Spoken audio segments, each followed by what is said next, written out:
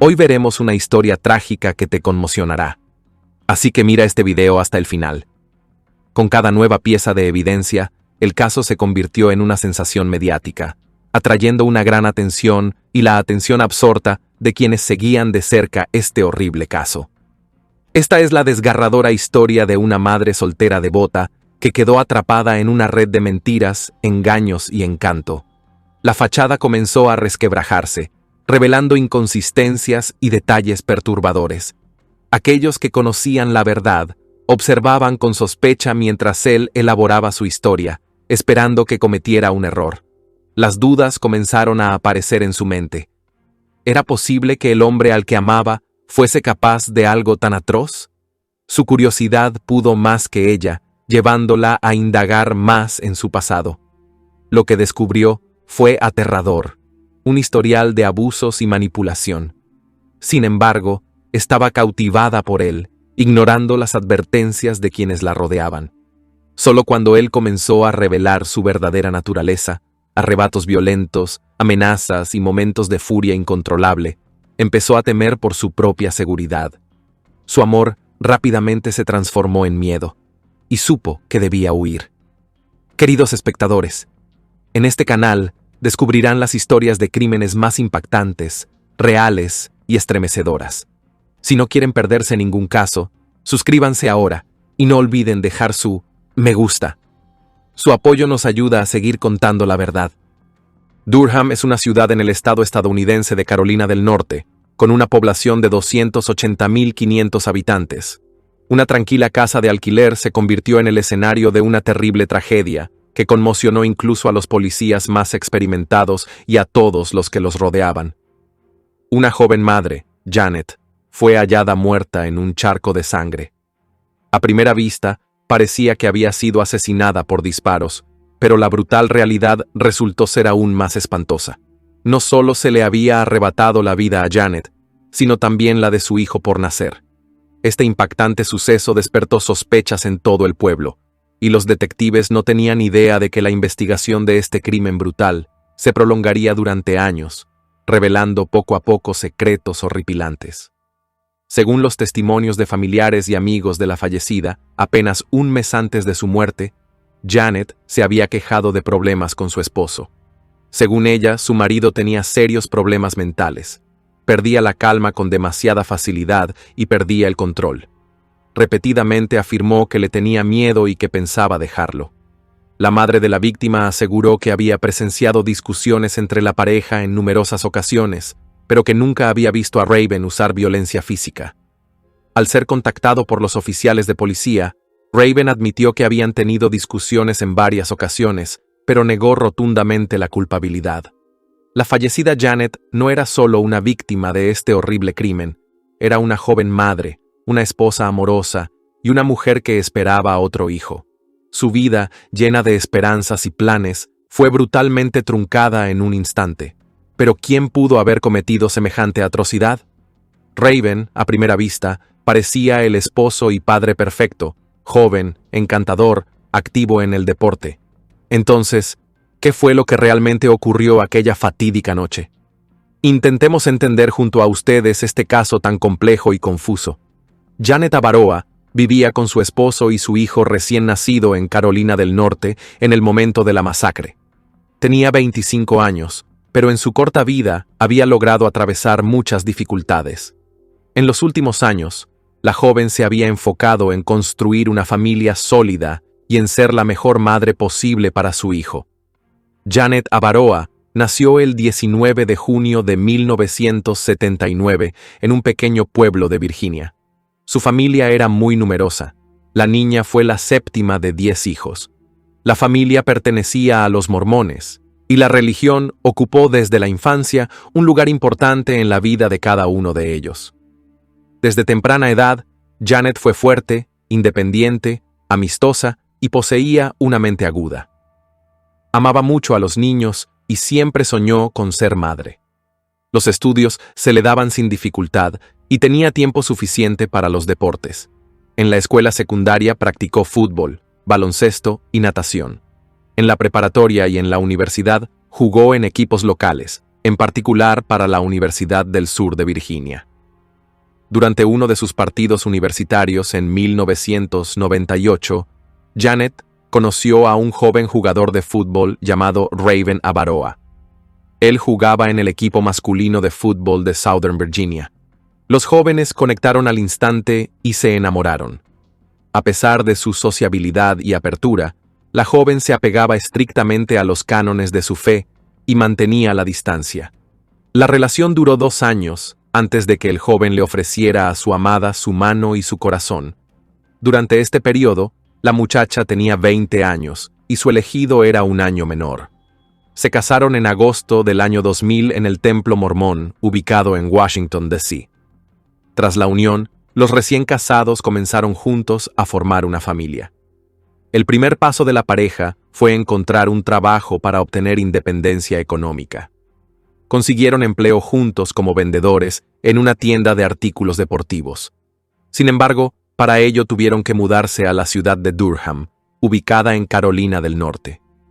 Los jóvenes esposos comenzaron a alquilar una casa en los suburbios e inmediatamente empezaron a trabajar. Parecía que los jóvenes eran felices en su matrimonio. Exteriormente eran una pareja ideal, según contaban todos los amigos y vecinos. Sin embargo, como suele suceder, mucho se hacía de cara a los demás. Muy pronto, la joven pareja comenzó a tener problemas. Janet se quejaba repetidamente a su familia y amigos de que Raven la engañaba con diferentes mujeres. Incluso una vez se fue de casa por algunos días, pero luego regresó. Todo esto le resultaba a Janet muy difícil de soportar, pues soñaba con una familia grande, fuerte y con hijos. La palabra fidelidad no era una palabra vacía para ella. Estaba en una verdadera encrucijada porque amaba sinceramente a su esposo y no quería separarse de él. Otra dificultad surgió cuando, después de la confesión de adulterio, Janet descubrió que estaba embarazada. Ella soñaba con una familia numerosa y parecía que todo empezaba a hacerse realidad. Pero en medio de tal comportamiento de su esposo, todo esto la agobiaba y la asustaba.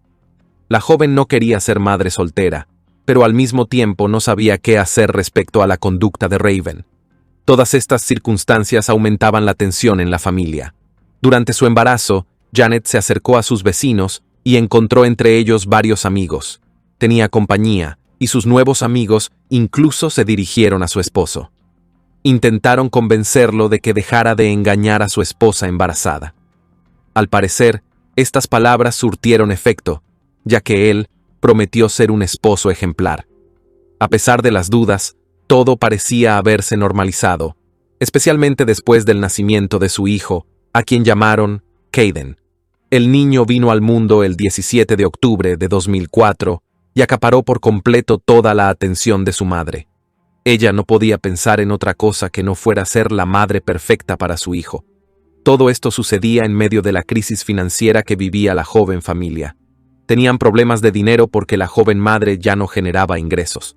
El único sostén era Raven, pero su salario como vendedor era desastrosamente insuficiente para 3 personas. El arrendador de su casa fue comprensivo y les dio un período de gracia de 3 meses en el pago del alquiler. Se mostró solidario con la familia porque entendía que estaban luchando económicamente y que un niño requeriría aún más inversión al comienzo. Sin embargo, a pesar del apoyo, los jóvenes no lograron resolver todos sus problemas financieros, por lo que recurrieron a la iglesia local en busca de ayuda económica, y la congregación asistió a la joven familia. En diciembre de 2004, la situación se volvió aún peor. Durante ese período, el hijo tenía solo 2 meses de edad, y entonces su padre fue arrestado. Lo arrestaron por robar mercancía de la misma tienda de artículos deportivos donde el joven trabajaba junto con su esposa. Resultó que había robado varios chándales y consiguió venderlos por internet. El daño total causado por sus acciones ascendió a más de $10,000. Por supuesto, el ladrón fue despedido. Janet no pudo soportar la vergüenza del comportamiento de su esposo y también renunció a su empleo. Como si la suerte lo acompañara, Raven logró evitar la cárcel. Se le ordenó pagar $15,000 en restitución a la tienda y fue sentenciado a 2 años de libertad condicional. En la práctica, Ambos padres quedaron sin trabajo y sin dinero, con un bebé en brazos. Con antecedentes penales, Raven Abaroa no podía conseguir un empleo normal. A pesar de las serias dificultades, la joven familia luchaba por mantenerse a flote. Aceptaban trabajos de medio tiempo y recibían ayuda de sus seres queridos. Pasaron varios meses en ese estado hasta que el destino les asestó el golpe más devastador. El 26 de abril de 2005, Janet recogió a Caden del jardín de infancia. Junto con su hijo, regresó a casa para preparar la cena. El esposo llegó por la tarde, cenó con su familia y luego, después de que su esposa y su hijo se durmieran, se dirigió a Morrisville para asistir a un partido de fútbol bajo techo. Al regresar a casa, el hombre se dio cuenta de que su hogar se había convertido en el escenario de una tragedia terriblemente horrible y sangrienta. Janet yacía en una posición antinatural en el suelo, en un charco de su propia sangre, sin mostrar signos de vida. Había manchas de sangre por toda la casa, como si un carnicero hubiese pasado por allí. Un pequeño niño yacía en su cuna cercana, llorando. Afortunadamente, no resultó herido. Raven, en estado de shock, llamó de inmediato a los servicios de emergencia 911. Dijo que su esposa había sido atacada, estaba cubierta de sangre, pero él no podía entender qué le habían hecho a su mujer. Raven supuso que le habían disparado. Cuando los paramédicos llegaron al lugar, se dieron cuenta de que Janet no había recibido disparos, sino que había sido apuñalada varias veces. La joven madre murió instantáneamente a causa de heridas en el cuello. La escena de la masacre se asemejaba a un matadero, ya que la mujer había perdido un tercio de su sangre. Toda la habitación estaba empapada en sangre. Murió en su casa de alquiler, pero no fue la magnitud de la tragedia sangrienta lo más impactante. Fue el hecho de que Janet estaba embarazada, y el bebé en su vientre también estaba muerto. La policía quedó atónita ante la brutalidad del crimen, porque la escalofriante escena recordaba a una película de terror. La policía debía establecer quién podía llegar a tomar medidas tan crueles y drásticas contra una mujer con un hijo. Sin embargo, los detectives no imaginaban que la investigación se prolongaría casi una década. Tras examinar la escena del crimen, el cuerpo fue trasladado al laboratorio del médico forense. Según el informe de la autopsia, la fallecida sufrió 3 profundas heridas de arma blanca. Una de ellas estaba ubicada en su brazo izquierdo y era claramente defensiva. La mujer de 25 años también recibió una puñalada fatal en el pecho, pero la lesión que resultó mortal para ella y su hijo no nacido fue una herida de cuchillo en la zona del cuello. El atacante había seccionado una arteria, lo que provocó una hemorragia profusa. Janet Abaroa perdió sangre tan rápidamente que quedó inconsciente en cuestión de segundos. Normalmente, con lesiones de este tipo, la víctima muere en pocos minutos. Dado el número relativamente pequeño de heridas infligidas, el médico forense no pudo determinar su orden. Asimismo, el experto tuvo dificultades para precisar la hora exacta de la muerte, ya que el cuerpo mostraba signos de descomposición, pero la temperatura en la habitación era bastante baja, lo que pudo haber ralentizado este proceso. En la escena del crimen y en el cuerpo de la víctima había abundante evidencia, que fue recogida por expertos forenses, pero todo el material debía investigarse a fondo. Paralelamente, la policía buscaba testigos que pudieran señalar al posible culpable. Bajo el radar de los detectives apareció de inmediato el esposo de la fallecida, Raven Abaroa, en quien se enfocó la atención. El joven padre de familia fue citado en repetidas ocasiones para interrogatorio. Sobre la base de su testimonio, se pudo reconstruir parte de los acontecimientos que precedieron a la brutal privación de la vida de Janet Abaroa. Según él, el 26 de abril de 2005, regresó a casa alrededor de las 8 de la tarde. Luego viajó a Morrisville para jugar en un partido de fútbol bajo techo. Raven no volvió a casa hasta las 10:40 de la noche. Su esposa no respondió cuando la llamó, así que el hombre subió a una habitación en el piso superior. Allí, el jefe de familia vio a su esposa arrodillada en una postura antinatural. Según Raven, Ella usaba periódicamente esa postura para aliviar los calambres menstruales. Janet estaba de rodillas con la cabeza en el suelo, sin moverse ni responder. Entonces Raven encendió la luz y vio una escena terrible. El suelo y las paredes estaban cubiertos de sangre. Giró a su esposa de lado y se dio cuenta de que estaba muerta. Según los expertos forenses, la posición específica del cuerpo pudo haber hecho que la sangre fluyera simplemente al inclinarse hacia adelante por la herida de cuchillo hasta que el líquido se espesara. En realidad, esto pudo haber continuado durante varias horas. Sin embargo, dado el alcance de las heridas y la arteria seccionada, la mujer pudo haber sido asesinada apenas minutos antes de la llegada de Raven. Los oficiales de policía comenzaron a preguntarle al hombre quién pensaba que podía haber estado detrás del crimen. Raven expuso una teoría inesperada. En su opinión, la familia había estado enfrentando recientemente muchas dificultades relacionadas con las finanzas, y supuso que, en ese contexto, su esposa simplemente no lo soportó más y se quitó la vida. Raven dijo que algún tiempo antes de su muerte, Janet había comenzado a comportarse de manera extraña y con frecuencia decía que la situación era culpa suya, asociada con pecados cristianos. La familia y los amigos de la fallecida consideraron esto una absoluta mentira. Ellos sabían todo por Janet, y eran de las pocas personas con las que ella hablaba tranquilamente y compartía sus frustraciones. Sin embargo, jamás había expresado algo semejante.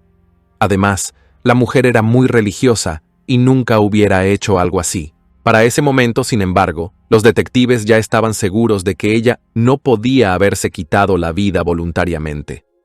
La mujer había sufrido lesiones imposibles de infligirse a sí misma. Además, había claras evidencias que indicaban que alguien más, aparte de Janet y el bebé, había estado en la casa en el momento de la masacre. Se encontró una huella ensangrentada de zapato junto al cuerpo, así como una huella dactilar. Ni las ventanas ni las puertas estaban forzadas, lo que significa que la víctima dejó entrar voluntariamente al agresor a la casa, o que él entró por su cuenta.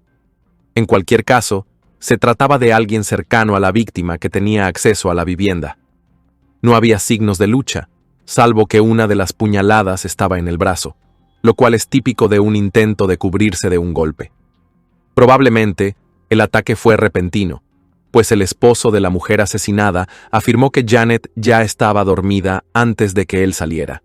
Curiosamente, las únicas cosas que faltaban en la casa eran la computadora portátil de Raven y 2 cuchillos de cocina. Uno de ellos probablemente se utilizó durante el brutal y sangriento asesinato. Dicho esto, el perpetrador no tocó ninguno de los demás objetos de valor de la casa y nada había sido manipulado. Las pertenencias de la joven madre, incluidos los anillos, seguían allí, al igual que muchos artículos costosos que podrían haberse vendido en el mercado negro. Como nada de esto parecía un robo, la teoría del robo fue rápidamente descartada. En ese momento, aún no había pruebas contra el esposo de la fallecida, por lo que fue simplemente liberado. Sin embargo, los detectives no descartaron del todo la participación del esposo y comenzaron a observarlo de cerca. Después de lo ocurrido, Raven Avaroa comenzó a comportarse de manera aún más sospechosa. Apenas un día después, hizo las maletas, tomó a su hijo y se marchó a Utah. Al mismo tiempo, esto podría parecer algo bastante natural, porque no todo viudo es capaz de quedarse en la casa donde ocurrió el crimen. En ese momento, Raven necesitaba el apoyo de sus seres queridos, y era lógico que se dirigiera al lugar donde vivía toda su familia. Sin embargo, sus hermanos y los amigos de la víctima con los que se reunió tras el asesinato admitieron más tarde que Raven no actuaba como una persona que había perdido a un ser querido. Era como si fuera indiferente a lo que le había sucedido a su esposa y no estuviera en absoluto interesado en quién lo había hecho. Raven claramente no tenía intención de buscar al culpable ni de exigir un castigo justo. No participó en la redacción y distribución de carteles de recompensa, ni en ninguna otra acción emprendida por la policía y los seres queridos de la fallecida. El esposo de la víctima simplemente se fue con el niño y nunca más tuvo intención de regresar.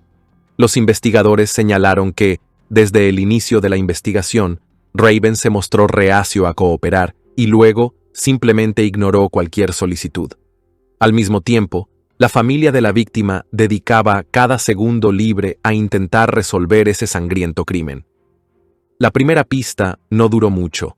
La policía encontró un motivo cuando supo que, tras el segundo embarazo, poco antes del crimen, Raven había contratado una póliza de seguro de vida sobre Janet por la considerable suma de $600,000. A los agentes les pareció extraño porque la familia tenía serios problemas financieros y no había contratado antes este tipo de pólizas. El dinero no alcanzaba para lo más esencial, pero Raven encontró fondos para pagar las primas. Además, resultó que el esposo había solicitado el cobro al seguro inmediatamente después del ataque, antes incluso de que la víctima fuese enterrada. Todo resultaba sospechoso. Al intentar averiguar quién era realmente Raven, la policía concluyó rápidamente que, desde el inicio, su historia sobre la relación con Janet estaba rodeada de mentiras. Durante su noviazgo, le había dicho que era un mormón devoto e incluso que había realizado un viaje misionero a Perú. Todo era mentira, aunque no demostraba ninguna conexión directa con el crimen. Durante este periodo, Raven vivía en Salt Lake City, Utah. El joven viudo llevaba una vida tranquila, cobraba beneficios del seguro y criaba a su hijo. Allí, conoció e inmediatamente comenzó a salir con una nueva mujer llamada Vanessa Pond. Su romance se desarrolló con rapidez, ya que la nueva pareja era educadora y trabajaba en un jardín de infancia en el que el joven padre inscribió a su hijo. Se veían con frecuencia y pronto encontraron un lenguaje común. Vanessa también había sido madre soltera durante los últimos 5 años. Estaba desesperada por encontrar el amor y pensaba dedicar su vida únicamente a su hijo. Pero Raven era diferente a otros hombres.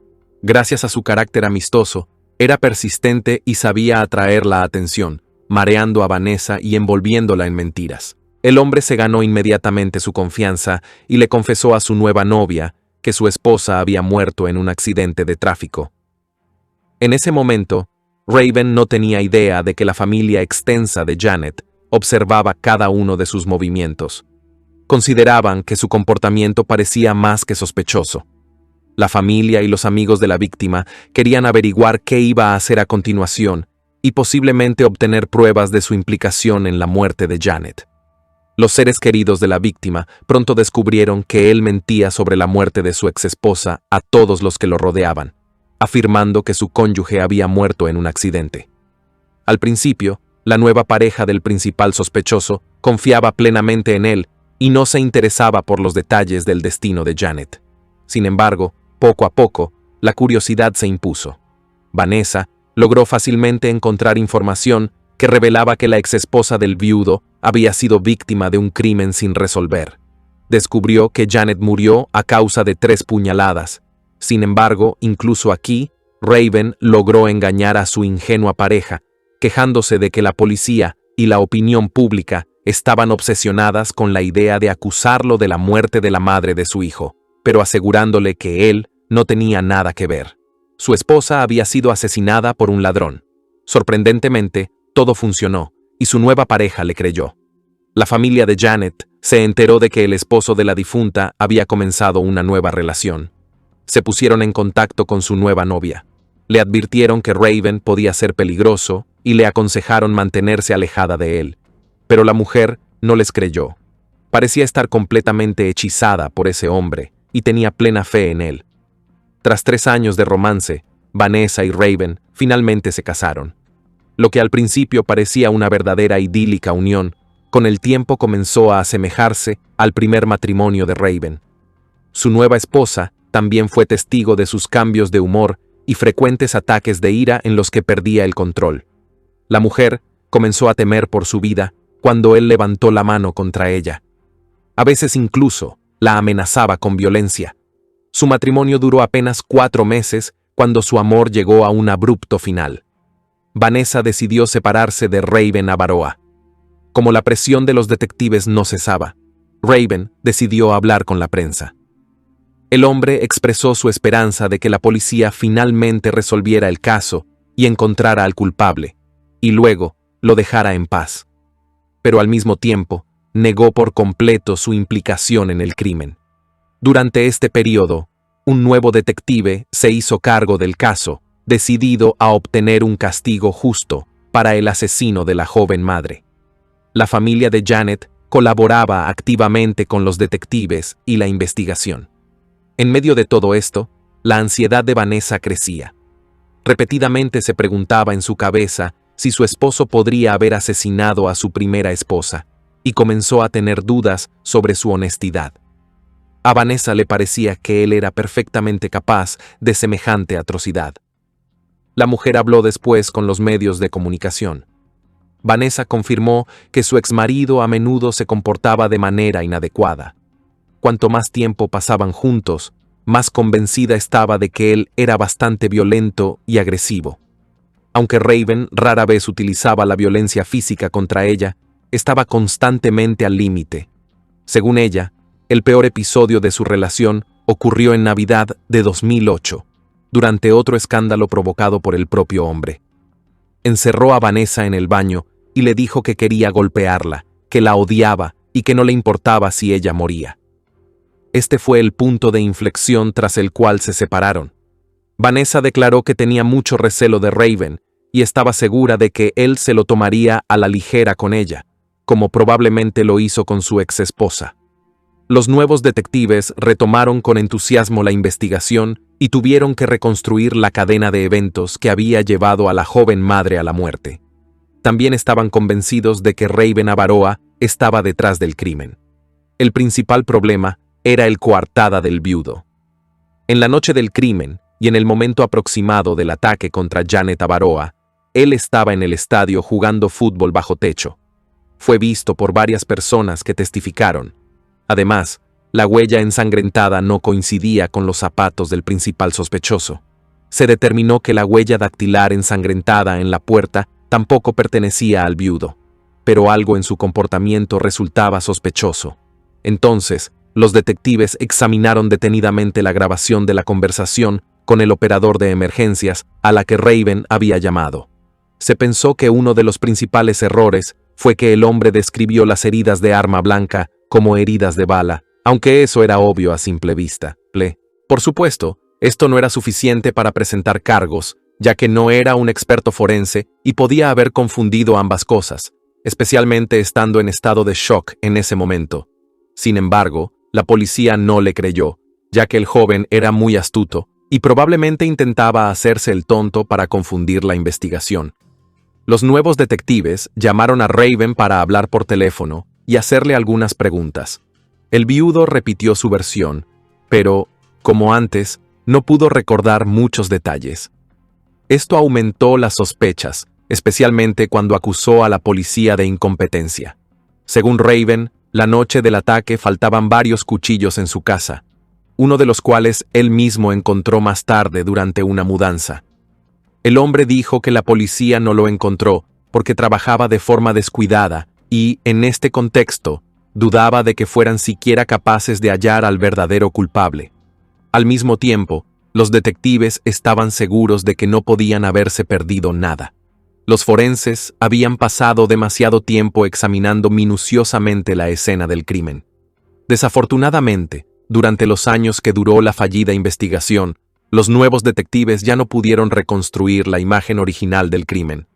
Los investigadores contactaron a las otras novias de Raven y todas confirmaron que él era muy agresivo y violento, lo cual fue la razón de la ruptura de la relación. Los detectives también supieron que antes de salir de la casa en la noche del ataque, Raven había encerrado a su perro en el garaje, aunque nunca lo había hecho antes. El hombre no pudo explicar su acción, pero la policía creyó que tenía sentido. Raven temía que el perro pudiera defender a su esposa e impedirle cometer el crimen, así como atraer atención a la casa con sus ladridos.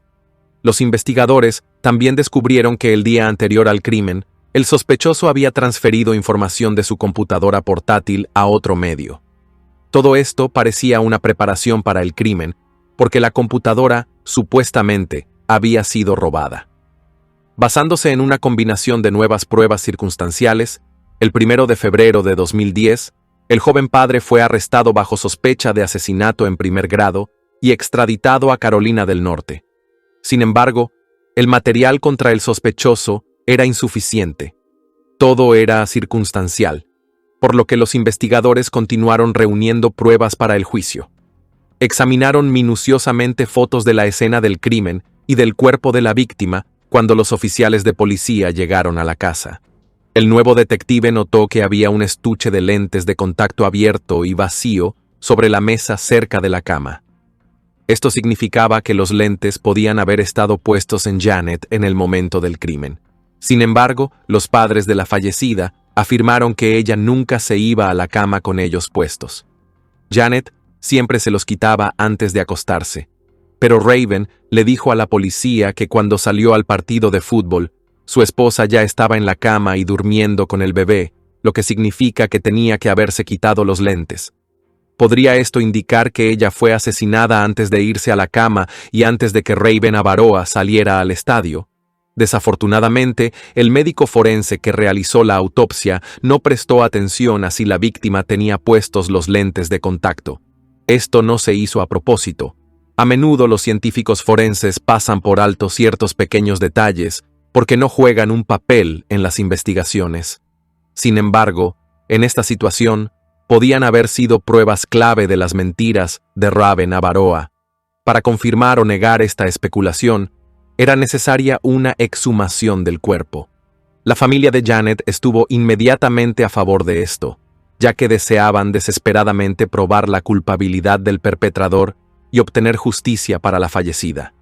En julio de 2010, el cuerpo fue exhumado, y los expertos forenses, efectivamente, encontraron lo que parecía ser restos de lentes de contacto en sus ojos. Después del examen forense, fue posible probar este hecho a pesar de que el material se había secado y deformado, pero era necesaria una pericia oficial para convencer al jurado. Con este propósito, se llevó a cabo un experimento a gran escala que tomó un año completo. Los especialistas usaron ojos de cerdo en los que colocaron lentes de contacto. Luego pasaron por un procedimiento de embalsamamiento idéntico al que atraviesan los cuerpos humanos antes del entierro. Como resultado del experimento, fue posible obtener la confirmación de todas las conjeturas. En el momento del asesinato, Janet efectivamente llevaba lentes de contacto, lo que confirmaba su intención de no irse a la cama. Todo esto confirmó las mentiras del principal sospechoso. El juicio contra Raven Avaroa comenzó en 2013. El caso causó una amplia indignación pública y fue activamente cubierto por los medios. Atrajo la atención de decenas de personas que querían estar presentes en la sala del tribunal. Al jurado se le proporcionó información exhaustiva sobre lo sucedido. La fiscalía declaró antes del inicio del juicio que creían que el esposo de la mujer asesinada era con seguridad culpable del crimen. Sin embargo, no tenían pruebas directas contra el acusado, por lo que el caso se construyó sobre pruebas circunstanciales, lo cual favorecía a la defensa de Raven. Al mismo tiempo, la cantidad de material era tan grande que claramente estaba destinada a convencer al jurado de su culpabilidad. La investigación descubrió otra mentira flagrante por parte del acusado. Raven se apegaba a su historia de que encontró a su esposa ya muerta cuando habló con los oficiales de policía.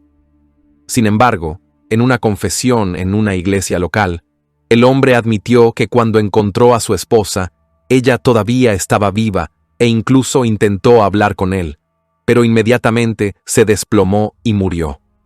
Los detectives también sospechaban que la víctima del crimen estaba teniendo una relación con otro hombre en secreto.